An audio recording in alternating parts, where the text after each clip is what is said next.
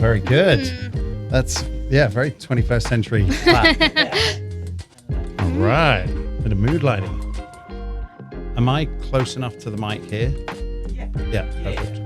Just do a little. Mic check, 1, 2. My name is Stefan Pryor, here with Sophie Taylor. Welcome to the show. I'm joined today by Sophie Taylor, who recently relocated here from the UK, and so was very keen to get you on to chat about your experience of relocating to the Cayman Islands, and particularly keen because you have your social and podcast, Life of Mummies and the Truth of Motherhood, which is of importance to me now, being a new father. So first off, what brought you to the Cayman Islands?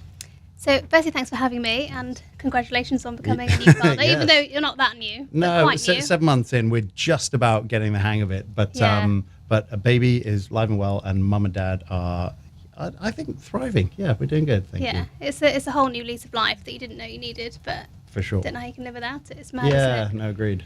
it? So my two sisters live in Cayman. So one of my sisters has been here for 22 years, and the other one's been here for almost 10 years. So Okay. I've been coming to the Cayman Islands with my family probably for the best part of 15 to 20 years. It was sort of our Christmas holiday. Every year we'd all come and sort of have the time of our lives. And I used to see my sisters living here, and I'd go home sort of every, New Year, January, and I'd feel like, I wish that was our life. I wish I could live there, but always felt like it would never really be a reality. I don't know why. I just felt like it wasn't that easy to do. And during COVID in the UK, it was quite hard. It was hard for everyone, but particularly it just went on and on and on. It was actually through social media. I was watching sort of my sister and their lives and everyone here, and I know things opened up fairly quickly for you guys. So even though you couldn't have tourists in, you were able to live quite nicely. Yeah. And I was sort of watching it on socials and thinking, I'm going to get myself there. Now's the time.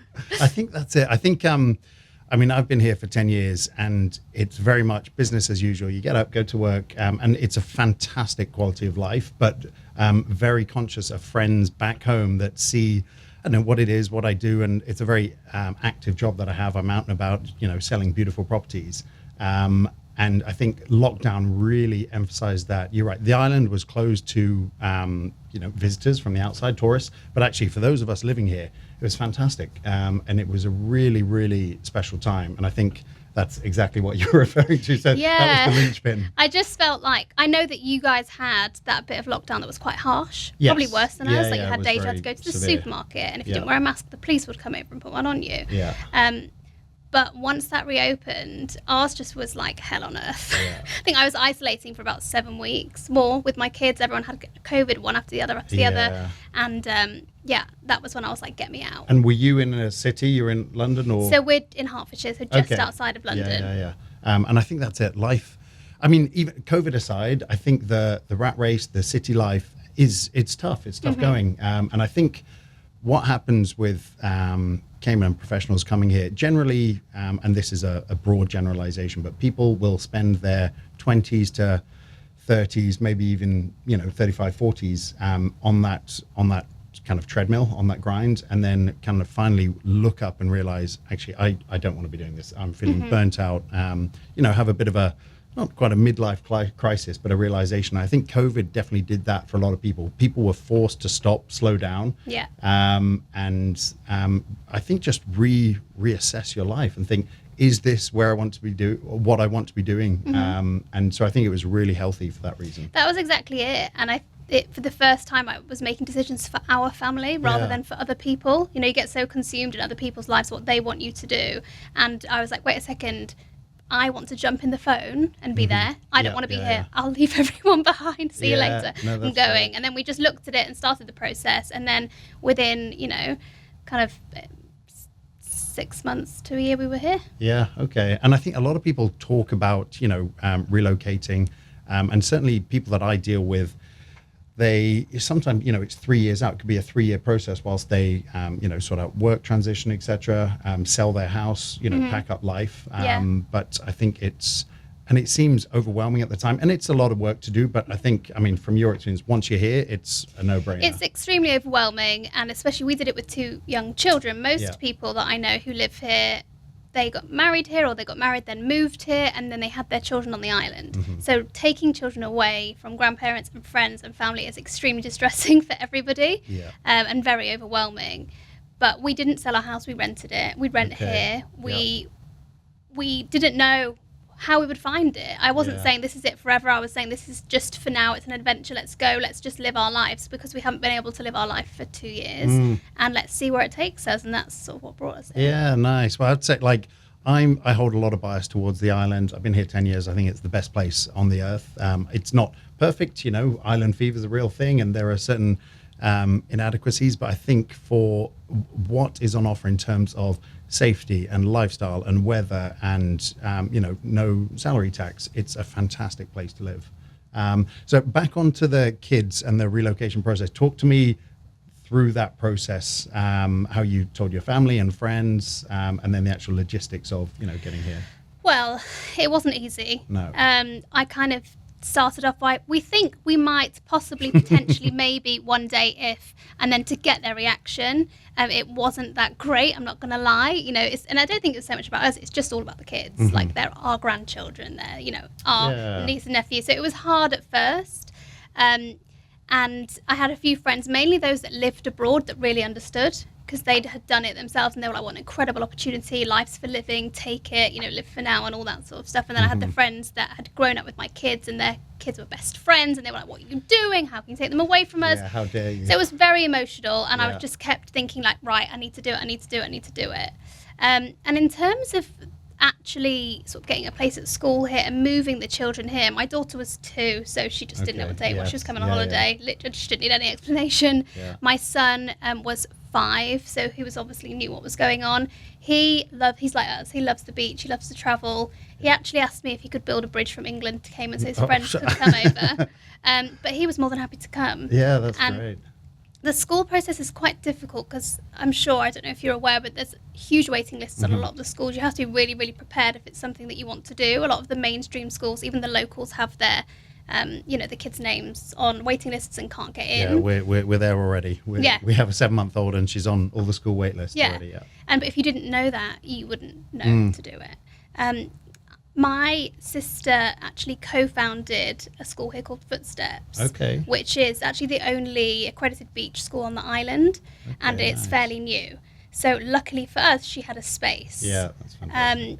I actually wanted to come slightly earlier, and she didn't have a space, and I said, so what will I do with him? Thinking like, obviously I'm your sister, you're going to squeeze me in. And she was like, you'll have to homeschool him. And I was like, I'm just not coming. Yeah. That's not an option for me. No. Too stressful. So we waited until there was a space, and then we came over and he started. Yeah, okay. And I have to say, I think for kids growing up on this island, it's such an active island, and just the opportunities, and also it's such a very cosmopolitan place. Like you'll meet people from all walks of life and different nationalities. So I think to have your kids exposed to that is fantastic. It's unbelievable. That's something that I will be forever grateful for coming here is, firstly, the people are amazing. It's like everybody's a little family. Yeah. And I'm sitting out for lunch with someone who's from Hong Kong, someone's from New York, someone's from Croatia, people that I would never have, bumped into before in my life. And I just think everybody's so welcoming. And, if you have kids the same age, I feel like there's such a great social circle for that side as well. And obviously with no kids, it's a different life, boat party lifestyle. But with kids, soft play all day long, but you've got people to, to socialise with. It's not a lonely place. Yeah, and I'd certainly agree with that. I think from an expat perspective, you don't have, direct family here. And aside from yourself, who has 2 sisters here. So your friends are your family, and people of everyone has made that transition across here. And so they're very welcoming, very accommodating, inviting you, places where, as I feel in I don't know, certainly London, you don't, whilst it is a very social place, and particularly, for youngsters, once you get that family, it can become, quite isolating in a way. Well, we definitely, hands down, have a better social life here than we did in the UK. We do. We had family. I think that the hard part about bringing kids away is I don't have anyone to take my kids for the night. I haven't had a second away from my kids in a year, which is tough. Yeah. But in terms of like the social side, I think that everybody, like you say, is so welcoming and so inclusive, and anything goes. And that's what we've really found. We're just busy the whole time. Yeah, and I think that's it. There's just so much on offer, and the island is very small, and so you're only really 5 to 10 minutes away from school drop-off or friends, and so play dates, etc., are significantly easier. You're not trekking, an hour across town to go and meet up with someone. We worked out that when we used to take my son to school, it used to take my husband 40 minutes to get to the school, 50 minutes to get to work, and then it used to take me 2 hours to pick him up in the afternoon. Yeah. So we're travelling like 4 hours a day just to drop off and pick up. So I remember when I was like at home in England, and I was like, well, where's the school from the house? And I went on Waze, and it was like 3 minutes. Yeah. I was like, what? And that's it. And people, I live in South Sound, and you're South Sound as well? Yeah. And people talk about it being so far away from, Cayman Bay or town, and worst case scenario, that if the traffic is bumper to bumper, it might be 25 minutes, half an hour, which in the grand scheme of things really isn't a lot at all. I think I've become like too accustomed to living here though, because I feel like West Bay's ages away, when that was like my general school, like less than my school run in the morning. Yeah, your perception of distance definitely gets warped on a small island. What would you say is the biggest adjustment that you've had to make since living here? I think the biggest adjustment is, again, obviously I have got my sisters here, but they have got their own lives in terms of like, parents or grandparents around for my children. I find that challenging. Even though we moved here for the weather, I find the weather quite challenging, which I'm not allowed to complain about. If I dare mention it to my friends in England, too hot they're just like, are you joking? And I'm like, no, but it's 35 degrees and I'm on the school run and I'm trying to pick up a screaming baby and I'm boiling hot. That's the heat is something that I'm getting used to. I love it in the afternoon. We can go, to the beach and watch the sunset, and it's incredible. But if it's kind of like middle of day sun and you've got something to do, you want to exercise or play tennis, or it's just like you're dripping with sweat. So it's just those little things, and also no shops. No shops, and I think that it's a double-edged sword, that because there are shops on island, obviously, for anyone listening, but they're fairly expensive and choice is limited. So I mean, you counteract that by doing, a shopping trip to Miami or Tampa, kind of fill your suitcases and come back. I had a sensory overload when I went to Miami. It was the weirdest thing. I was looking at the buildings, like things are high, and like it's just, I've just come from a cosmopolitan city and I've forgotten all about that. And now I'm like overwhelmed by buildings. Yeah, no, very much so. But I am enjoying not shopping as much, because I felt like my kids would just walk into even like an Asda superstore and they could just grab anything, not anything, but they could just take a toy if they wanted. Whereas here, I'm like, absolutely not. Yeah, and all shops, or majority of shops, are all closed on Sunday, which is obviously a free day. So you're not going shopping then. Yeah. But I've it is nice that we don't have, and I feel super left behind of the modern world almost, having been here 10 years, but we don't have Amazon next day delivery. No. And so my friends back home will be crazy, just ordering every single day their packages delivered to the house. Whereas we don't have that, which is, I think, is not such a bad thing. You're a lot more conscious with your shopping. I had to tell my postman I was leaving. Oh, right. Yeah, because if sometimes he doesn't see me for a few days, it's like, are you okay? Have you been ill? I was I'm going. I used to see him 3 times a day. Yeah, I was an addict. I've actually just done my first Amazon delivery to Ireland, so you can do them. Okay, yes. But it's like, it goes via Miami, and it's like a long process, and you've got to pay like tax and duty and all this sort of stuff on it. So I'm excited to see that box. Apparently, Zara delivered directly. Yes. Which my wife Sophie is very excited about. She told me. Oh, she told you? She tipped you off? Yeah, because I was like, oh, I can't wait to go home. She's like, you don't need to wait. Yeah. It'll come to you. Yeah. And that's it. The island living does have. There's just no returning stuff if it comes. It's strict no returns policy. It's just so either just give it away or resell it. Yeah. You have to be conscious with that. Talk to us about Life of Mummies. As we were chatting earlier, and a year ago I wouldn't have listened to that podcast, but now that I'm a father, it's something that is, certainly on my radar all the time. And so, tell us a little bit about that. Life of Mummies is a business that I started with a friend of mine 6 years ago when we first had children. Okay. We were, I think I was late 20s, absolutely was not ready to have a child. I thought I was. Like, everyone thinks they are until they have it, and then they realise, oh my gosh, what is going on? Like, it's just so overwhelming, and I don't think anything prepares you. And people say, enjoy this time, get the sleep while you can, and you think it's really condescending because you think everyone does it, why can't I do it? Yeah. So not the podcast, sorry, the Instagram originally was born from that. It was a concept of like, wow, like what is this? And just being really open and honest about motherhood and all the challenges and laughing and crying with people and just making it, you know, really normalizing feeling overwhelmed, basically. And then it started off as an Instagram, and now it's branched out into a podcast, which is called Truth of Motherhood. And we talk about everything from, I know you told me.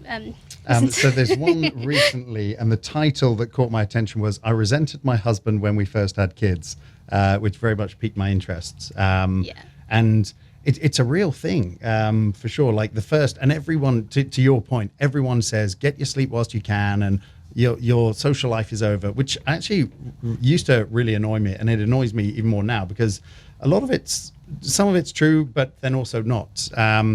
But yeah, your co-host Holly certainly doesn't mince her words on that. But it's just really raw. So I'd say I did enjoy that. I think it's just one of those things that no one really talks about. And I think it depends on your situation as a mum, whether you're a stay-at-home mum or a working mum. It's all hard. Yeah. You know, if you're a working mum, you have mum guilt and you're trying to spread yourself and be there for everybody. And if you're a stay-at-home mum, you're overwhelmed constantly and trying to be a good mum, but you just need a minute for yourself, which you don't get. And I think it's just those first, you know, when you have the baby and you're at home together, it's this kind of honeymoon period. And then I think when your husband goes back to work, if you're still at home with the baby, you can just get quite overwhelmed and resentful towards him that he gets to have a coffee and speak to humans all day and you are still in the same stick-stained t-shirt as yesterday. Yeah. You know, it definitely changes, and I don't feel like that anymore. Yeah, agreed. And I think it's important that and it's very easy to say, but the baby just doesn't become your new identity and consume you, which it often can. Yeah. So yes, Generally does. It generally does. But yeah, it's an incredible experience. And to your point at the beginning, like life is, changed, but infinitely for the better. What would you say makes Cayman great for families? So, bringing up children in the UK, and we did go into central London all the time, I was always really safety conscious. They both had to stay in a buggy, even though my son didn't want to be in a buggy anymore because he's an adult now, but he wouldn't sit in a buggy. So I was like, you sit in that buggy. I used to give him the phone just to silence him so he'd sit, because I was like, it's not safe, there's people around, it's busy, someone can take you, there's, you know, busy roads. And it's true, because you've got children roaming aimlessly around London, like they can get lost. And that was a really big adjustment for me coming here. We went to Cayman Bay, which is like this beautiful area with the water, and there's a fountain for them to play in and restaurants, and all the children were running around, and my son started to run around and play hide and seek, and I was so panic stricken. I was like, where are you? Come back, you like the only neurotic person screaming in Cayman Bay. And someone was like, it's safe here. And I was like, it's not safe. If he's not with me, it's not safe. Like someone will take him, or he'll get run over, or he'll fall in the water, or he'll drown. Like I think I was just so used to trying to control them being out in public, because it's not safe in England. I mean, I say not safe, you know, I mean to roam around the streets or to be in central London not holding my hand. So I've really adjusted to that, and you know, now we go there, the kids don't even wear shoes here, he's just running around barefoot playing with his friends, and I can relax and feel safe. And my mum came over, and she was screaming at them when they were running away, and I was like, it's fine, like, you know, relax. So I do feel like there's a lot more freedom here. It feels extremely safe. Like I said, they haven't worn shoes since they arrived. My daughter put shoes on for the first time in 7 months, and she was walking like a duck. Oh, really? She couldn't walk in them anymore. They take their shoes off as they go to nursery. Yeah. So it stays outside. The shoes don't even go in. And just the fact that they've got freedom, they can run on the beach. My son's now, because he's in a nature school, he's like making forts out of sticks, playing with coconuts. You know, it's not about material things. It's about, you know, the world around them, and it's so nice to see them appreciate things. He does litter picking at school, going to the beach picking up litter, just things he'd never even thought to do in England. No, I agree. I think island life is fantastic, and I would say the community here is really, really tightly knit, and it's for kids, families, I don't think there's any better place. But to your point about safety, a lot of the clients that will contact me, particularly overseas investors, or if somebody's looking to relocate, they're considering Cayman, they're considering Turks, Bahamas, as island destinations. And one thing that continually stands out is safety. Like if we're going to the beach on the weekend, we will just leave our towels, bags, probably with phones and wallets and everything, and just go for a stroll down the beach and not even give it a second thought. No. And Frankie's not quite off running, on her own Yeah. yet, but I'm sure we'll get there. It's something that you really have to adjust to because, like, it's a real change. And I do think that you always have to have an element, of like, okay, my phone is there and like, how long do I want to leave it there? Yeah. But I don't lock my car. I shouldn't really say that. Yeah. I leave the engine running when I go pick up the kids from school because I want the car to be cool. I don't want to get back in the boiling heat, and I've never had a problem. I've never worried that it's going to get stolen. I would never do that in the UK, leaving my car on while I go into a shop. Yeah, no, agreed. So the main things are, one, it's an English-speaking island, which, as you know, Brits relocating which I find really bizarre because I remember when I was like looking at properties, which I'll talk to you about in a minute, online, please. speaking to like estate agents, and I would assume that they would not be English, and then someone would be like, "Hi, love, it's Becky. Can I show you around the house?" And I was like, "Oh my gosh, like you're English." And I always said it was like the best kept secret. You're kind of the supermarket, and there's people from like loads of Brits. I'm like, you're all here. It's like everyone's migrated here together, which is so lovely. And I think that's it. It definitely feels a home away from home. Whilst obviously the beaches are fantastic and the weather is hot. Yeah. Being a British island, it definitely has that British feel, and because there are lots of Brits here, Canadians love it because they're escaping the winter, and it's again English speaking. But I think just a lot of the Commonwealth countries just all reside here for that reason. Yeah. So English speaking, very safe. Certainly when you compare it to a lot of the other Caribbean islands, which you just don't leave the resort. Yeah. And then also healthcare as well. The healthcare on the island is phenomenal.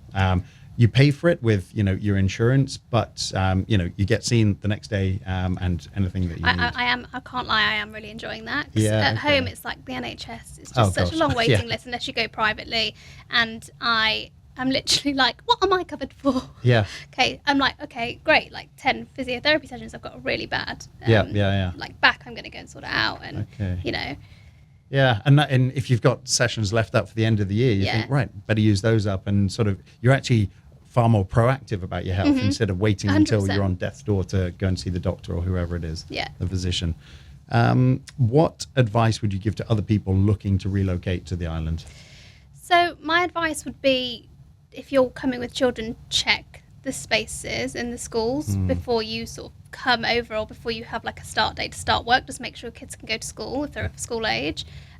Really look into the cost of living, because yes, it is tax free, but it's extremely expensive to live here. So I'm thinking that we did know because we'd been here before, but like supermarket, it's like you definitely that make up sticker for shock. it. Honestly, you never really get over. No. Like if I did a big shop at, call it Tesco's in the UK, that would be maybe £75 to £100, whereas here a weekly shop will be $350 Cayman dollars, quite easy. So coming from a family of four, A family of four, there four, you go. my shops in the UK were 174 a week, which compared to you is quite a lot. Yes, Here, last week I spent 500. And I didn't, when I tell you, me and my husband argue when we get home, because he's like, what did you buy? Do you do that? That's what you argue What did you over. buy? And he's like, I'm like, I bought, and he's like, but there's got no dinner. Yeah, and then the fridge will be empty within a week. And Like strawberries are £10, Yes, that's just a toilet roll can be 26. Yeah, like, what? I think that's a really good point actually. Yes, the salaries are tax free, but the cost of living is incredibly expensive, and that obviously follows on with the the real estate and whether you're renting or buying as well.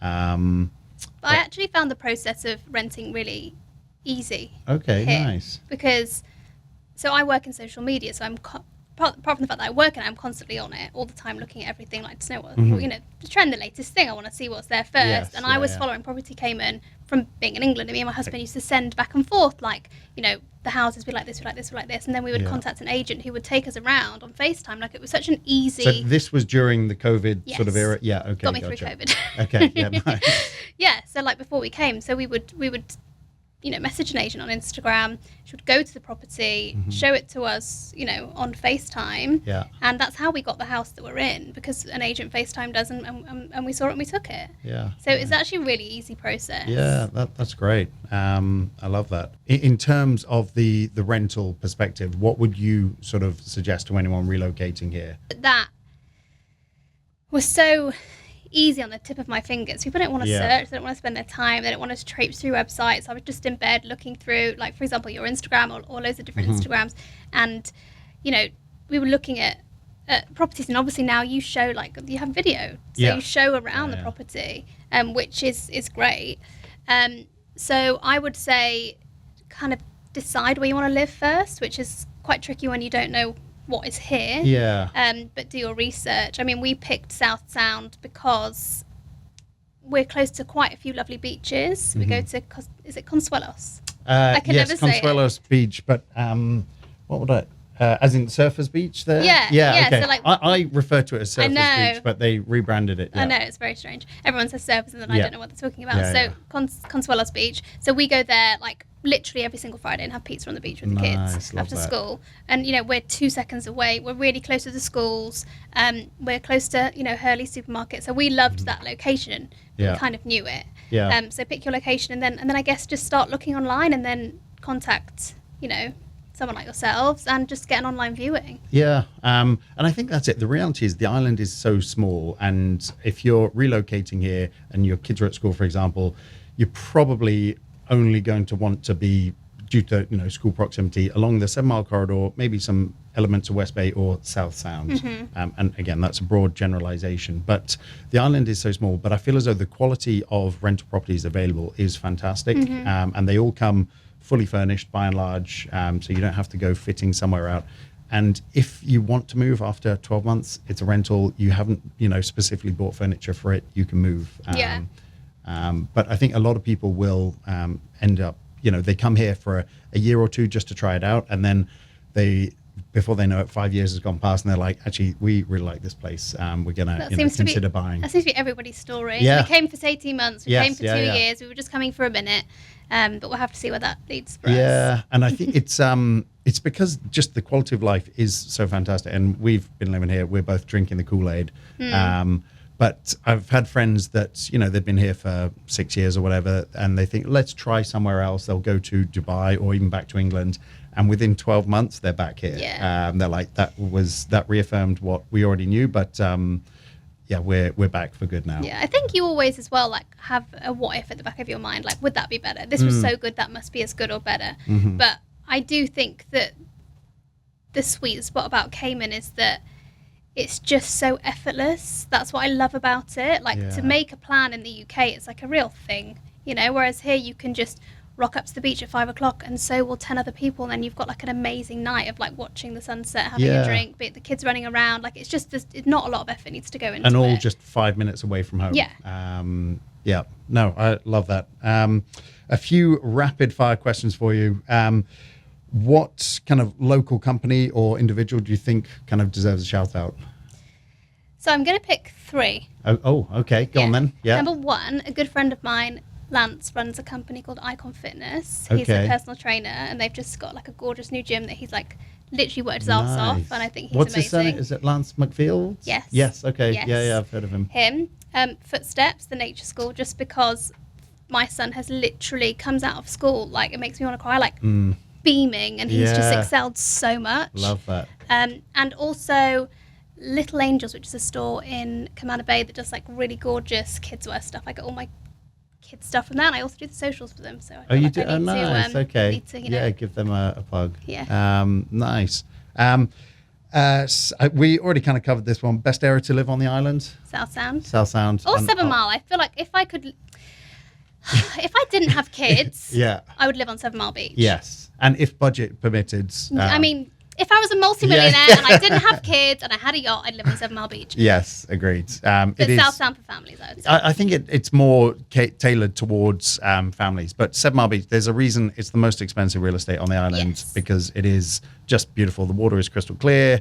The sand is powdery white. You're west facing, so you get most incredible sunsets. You need sunglasses on for the sand. Yes. It's so white. No, 7 Mile, it's one of my favorite things to do. Just on a weekend, go to 7 Mile, and if you're up early in the morning, just go for a nice walk when it's cooler. It's a hell of a spot. But I second you, South Sound. I just think value for money. It's a fantastic spot, and really great community. Third, best place for sundowners on the island? So I I really like Tilly's, obviously. I feel like it's like a no-brainer Yes, for you, yeah. but people who don't know, in the UK, it's like the most gorgeous, serene Yeah, spot on the beach. our friends love it. And actually, their Thursday night burger and lobster night is Unbelievable. phenomenal. Yeah. And in terms of value for the island, I think it's the best deal It was going. the first place we came to when we got home. Oh, We were really? like, is this real life? Yeah. Yeah. And that's it. Whenever we have, friends or family come visit, we're always at Tilly's for Yeah. the majority It's of like the week. showing off a bit. Yeah. Come to Tilly's. It is such a beautiful spot. Yeah. And then finally, what do you love most about Cayman? If you had to sort of sum it up or pick one thing. The people. Yeah. And I know that it shouldn't be the people because actually it's the most beautiful place, but I feel like the people make a place. Yeah. And first it would be the people, and second it would be just how raw it is. It's not trying to be anything else. It is what it is, and I love that. Yeah, no, I'd agree. I think the people, and we sort of touched on it at the start, everyone's come here for looking for something for a specific reason, and it's a better work-life balance. It's to have, less of a commute, etc. And it's just a really welcoming and open place. And that first point is really important because especially if you have a family, like, my husband used to get home for bath time, like at the end of bath time, maybe like 6:45, and I would stretch the kids so they could see him. And now he literally can walk through the door at 5 o'clock because it's 2 minutes to get home. Yeah. No, I love that. And the value on that is, It's infinite. huge. And I think, yes, now as a new family man, I think it's a phenomenal place. But then even, prior to that, you've got people from all different ages sort of relocating here. So. That's it. Nice. All righty. Well, thank you very much for coming in to chat today. Thank you for having It's me. been, a real pleasure. And it really does warm my heart when people relocate here and just love it. And I've not had a bad experience yet from anyone. And that's what I find really gratifying about my job, is being able to assist people in that process. Yeah, it really is. For you to find someone a property here, it's their home, Yeah. It's a home for somebody. It's a big deal. And for someone that's relocating to the island, if they've never been before, I don't take that lightly. You might be the first person they meet, Stefan. Yeah, well, yeah. It's a big job. Exactly. It's a lot of responsibility. And where can people find you online? So our podcast is called Truth of Motherhood. As I've mentioned, I love a good Instagram. So my Instagram with my business partner Holly is at Life of Mummies, and my personal one is I'm Sophie Taylor. Alrighty. Thank you very much. Good chatting. Thank you. Alrighty. See you soon. Bye.